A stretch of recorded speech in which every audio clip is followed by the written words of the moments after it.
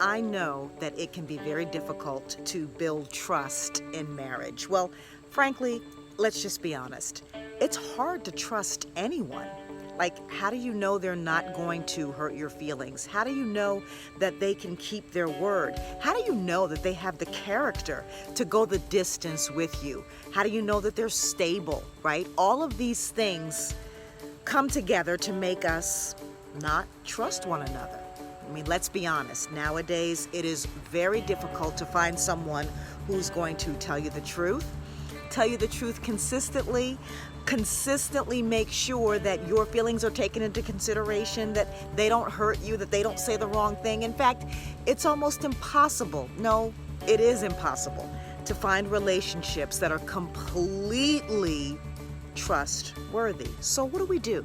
How do we build trust when, let's be honest, most of us, the majority of us, including me, can be very untrustworthy sometimes? Well, in marriage, it takes a lot of work, a lot of forethought.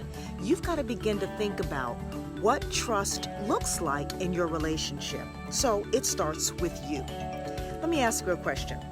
5 stars. We love to give ourselves stars and to rate and to compare and to make sure that our analysis is known nowadays. How many stars do you give yourself in terms of being trustworthy?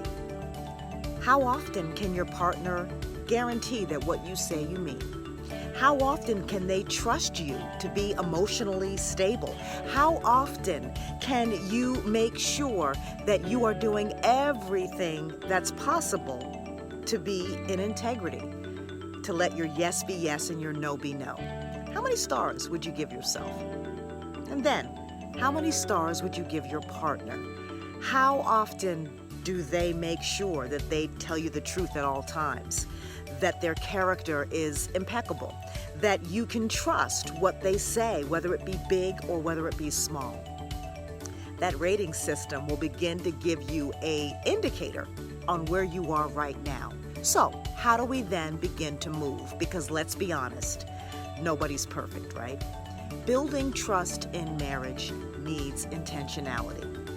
You've got to become the person that you absolutely want your spouse to be in love with. You've got to become trustworthy. You've got to make sure that you're committing and saying yes to those things that you mean yes to, no to those things that you mean no to. You've got to make sure that in your relationship, you are the one that is rock solid, that can be counted on, who doesn't waver, who doesn't change, who's stable throughout the situations that you encounter. This is the only way that we can begin to build trust with each other, especially if we've been hurt in the past or we even grew up in homes that just weren't full of trust. It can be done, and in fact, I'm talking about that all this week on my Power Her radio show. I want to give you the tools that are necessary to make sure that you can begin to build trust. Where does it start? It starts with you. You've got to make sure that your yes is yes, your no is no. Your partner can count on the things that are coming out of your mouth as being truthful and honest, and continue to build from there.